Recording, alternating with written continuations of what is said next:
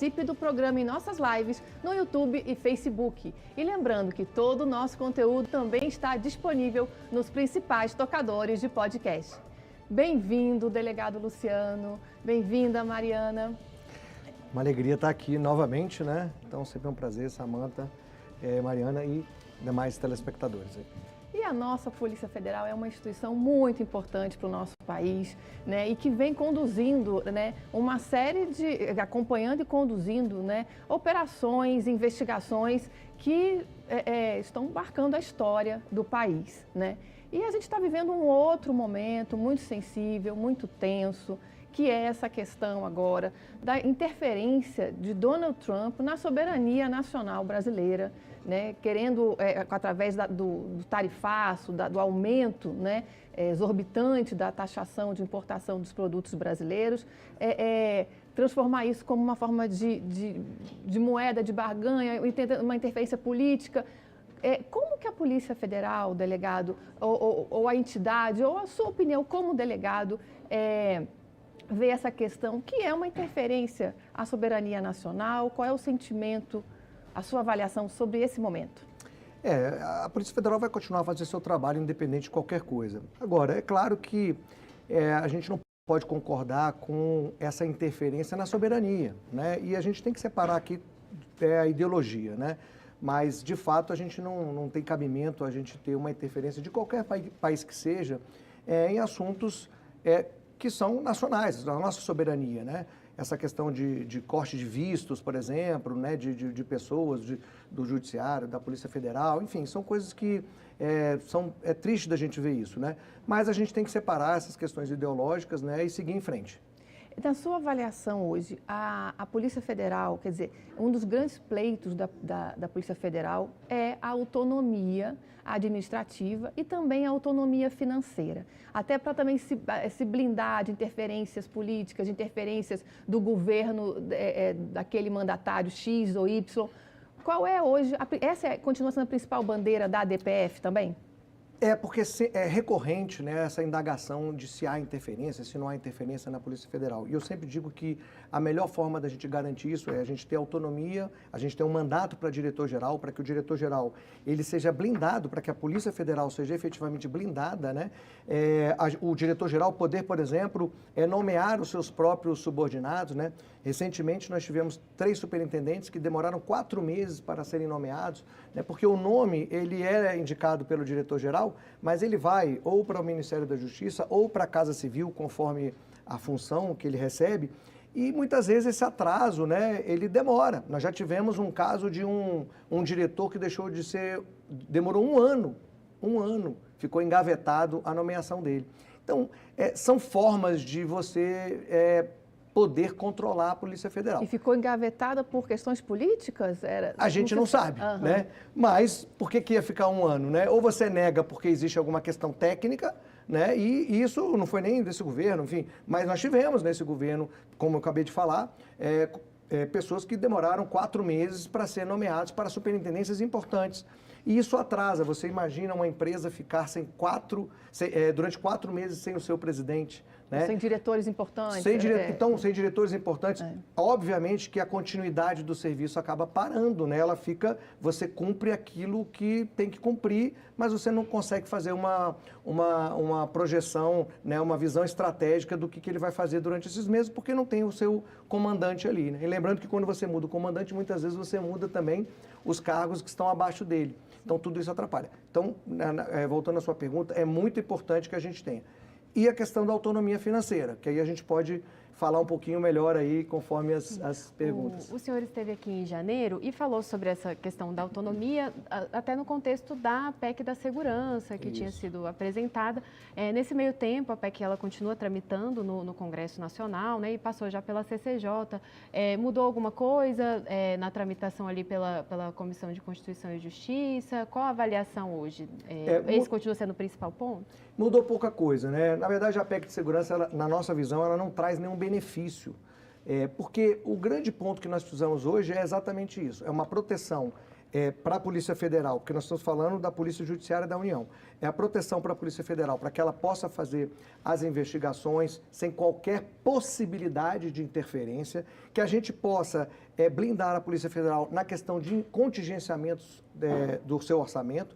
Hoje nós vivemos uma crise enorme, porque a cada dia nós corremos o risco de contingenciamento. Recentemente, os policiais ficaram 2 meses sem receber a diária. Alguns policiais de alguns estados, 2 meses, ou seja, o policial paga para fazer a sua missão. Né? É uma indenização. Paga do próprio bolso. Está tendo que pagar para viajar em missão. Em missão oficial, obviamente. E depois foi pago, mas é isso, ele teve que tirar do seu próprio bolso. Isso por quê? Porque nós tivemos contingenciamento. O orçamento da PF, que já não é grande, ele foi bem menor do que a própria PF pediu, há um contingenciamento mensal.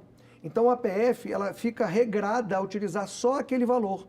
Apesar de ter um orçamento anual X, ela tem que usar um pedacinho só. Tem aquele limite. E aí, esse limite não dá, muitas vezes. Você tem uma operação importante naquele mês, por exemplo, nós tivemos no início do ano a Operação Verão, que é uma operação que abarca muitos policiais, então foge do orçamento previsto, que é contingenciado. Essa Operação Verão está relacionada a combate a tráfico de drogas? Uma série de questões no sul do país, é uma série de situações. Mas o ponto é que esse contingenciamento é feito para criar um superávit. E veja, nós temos que é uma questão um superávit, para quem está nos assistindo, das contas fiscais do governo como um todo. Aí cortam ali na carne da PF. E, inclusive, nós temos o FUNAPOL, que é o Fundo Nacional de Aparelhamento da Polícia Federal, que foi criado com recursos, a fonte dele, né, quer dizer, a receita dele vem de recursos da própria PF, do trabalho da própria PF. Passaporte, armas, controle de armas, operações de combate à lavagem de dinheiro. Então, uma série de questões que vêm, concurso, etc. E, infelizmente, esse valor é contingenciado. E aí a gente acaba ficando sem orçamento para funções importantes. Nós tivemos no ano passado, por conta do contingenciamento do FUNAPOL, os policiais como um todo da Polícia Federal ficaram 4 meses sem receber o sobreaviso, que já é muito pouco, é R$10 por hora, é quase trabalhar de graça. Mas, mesmo assim, ainda ficaram 4 meses sem receber, porque houve um contingenciamento.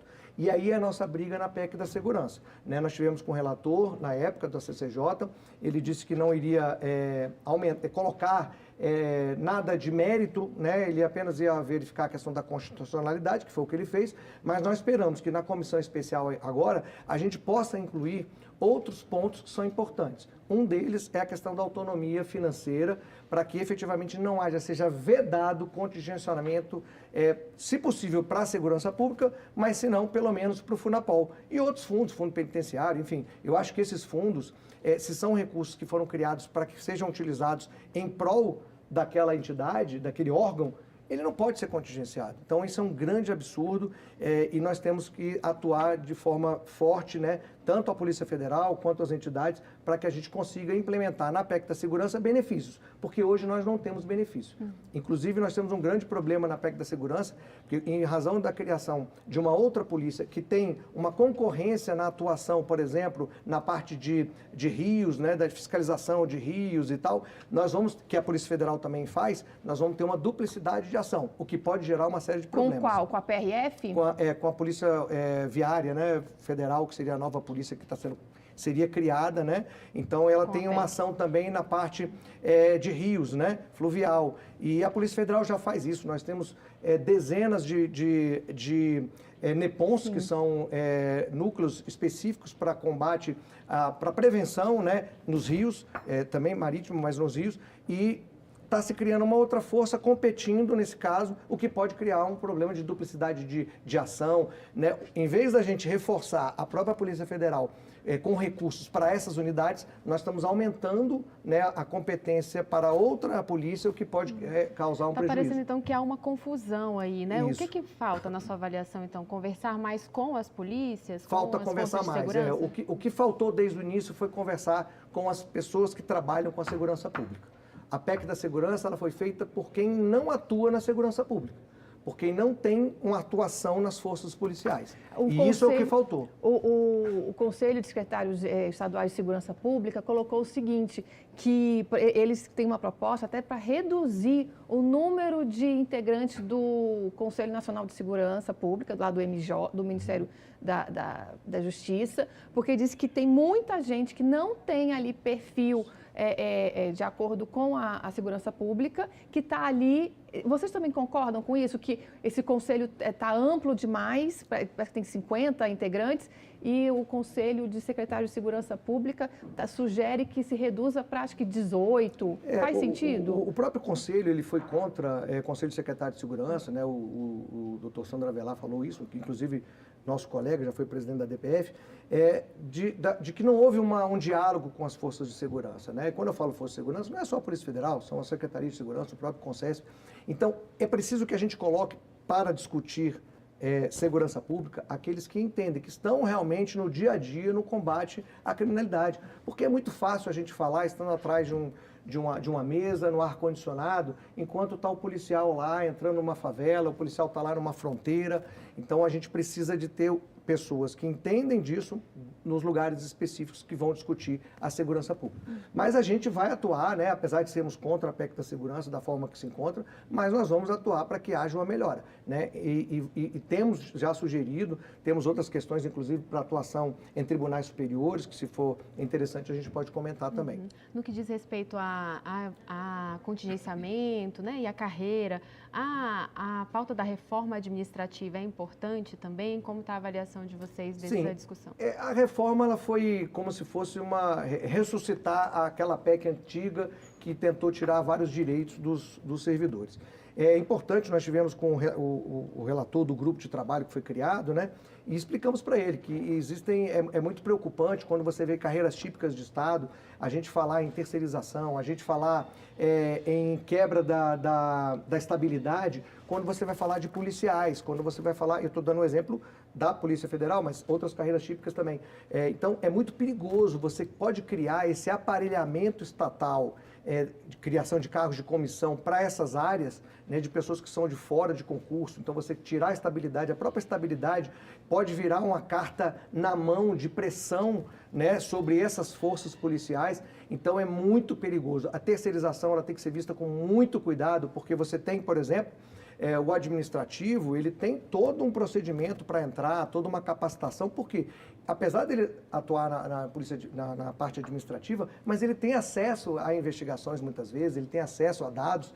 Então, é importante que isso não seja terceirizado, é importante que a gente tenha. E nós temos um déficit gigantesco de administrativos, né? Agora foi aberto, né, vai se abrir, ou ter um concurso para administrativos, mas muito pouco, muito aquém do que a Polícia Federal já pediu, né? Nós temos um déficit muito grande de servidores administrativos, que são aqueles que muitas vezes levam, né, toda a máquina, né, administrativa mesmo, e que é importantíssimo para o trabalho da Polícia Judiciária e da Polícia Administrativa. E o delegado estava colocando já as dificuldades orçamentárias, né, da instituição, a dificuldade também em relação até à questão de uma defasagem salarial, digamos assim, e parece que vocês têm um estudo que está mostrando que hoje a carreira na PF está sendo pouco atrativa, que está sendo baixa procura até, quer dizer, já é uma luta para conseguir o concurso. É quando sai o concurso, não está sendo uma carreira tão atrativa quanto outras. Isso preocupa vocês? Isso. A gente tem visto que ao longo de anos a Polícia Federal ela tem perdido cada vez mais a atratividade.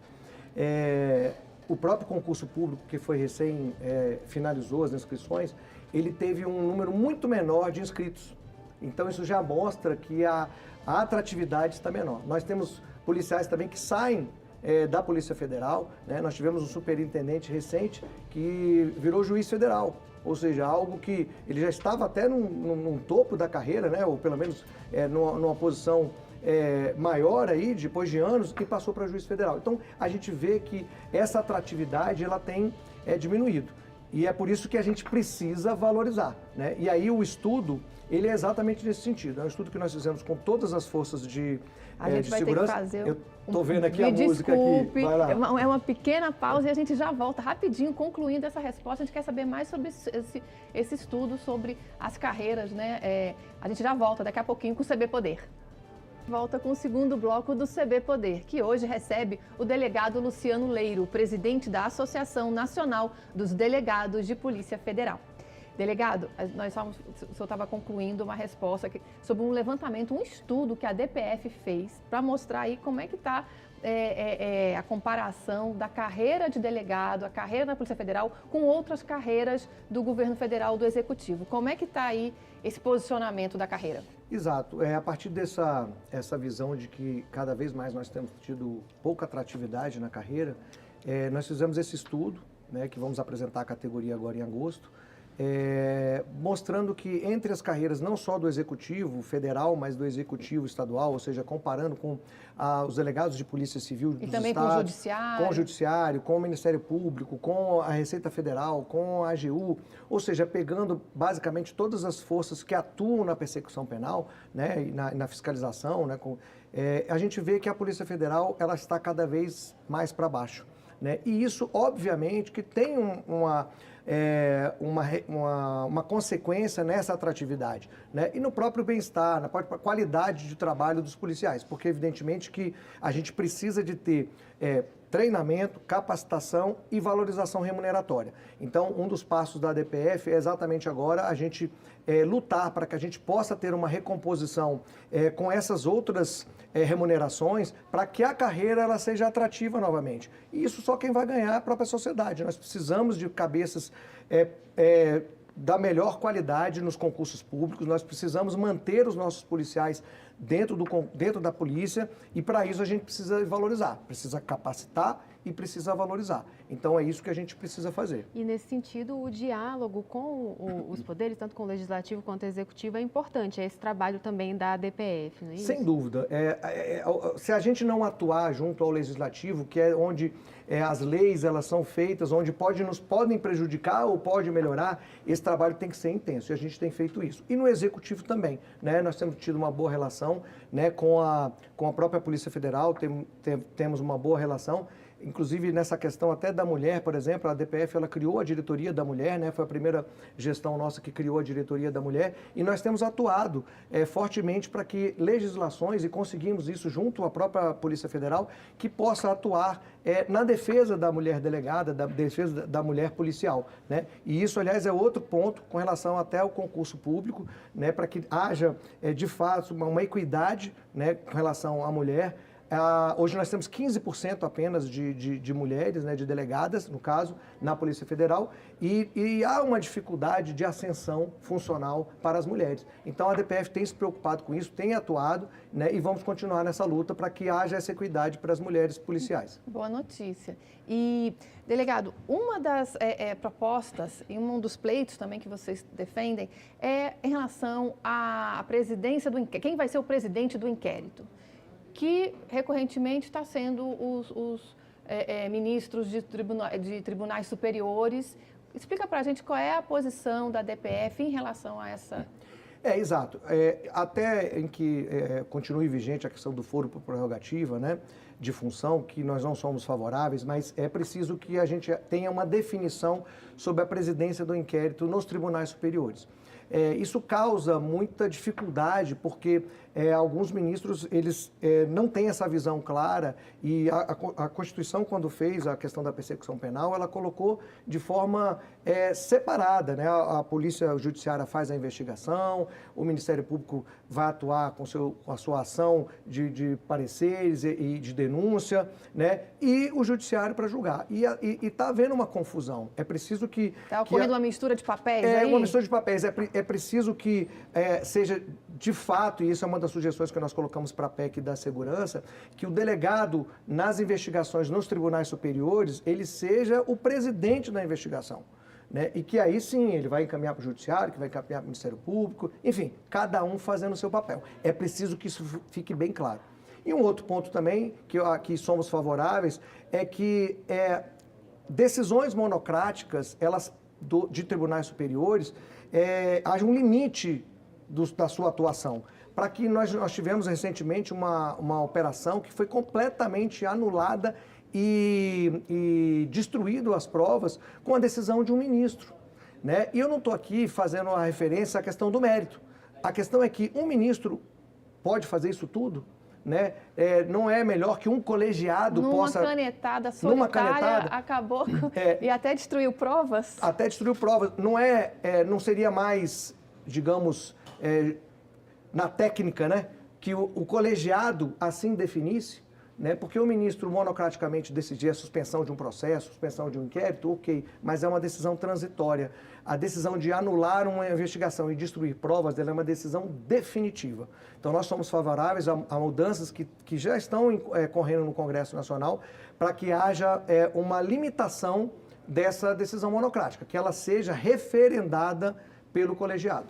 Sim, o senhor pode dar exemplo? São projetos de lei que estão em tramitação no Congresso? Isso, são projetos de lei que estão em tramitação, não saberia aqui dizer qual o número, mas são projetos de lei que já existem, né, para que haja essa modulação, não é? E isso é um bem para a sociedade, não é questão de briga de poder, é uma questão apenas de que você precisa de ter um colegiado para que ele defina aquela situação, para que a gente tenha certeza, né, ou maior certeza, porque direito é interpretação também. Então você precisa, uma pessoa só decidindo um assunto tão importante, eu acho que não é salutar. Agora, num momento em que a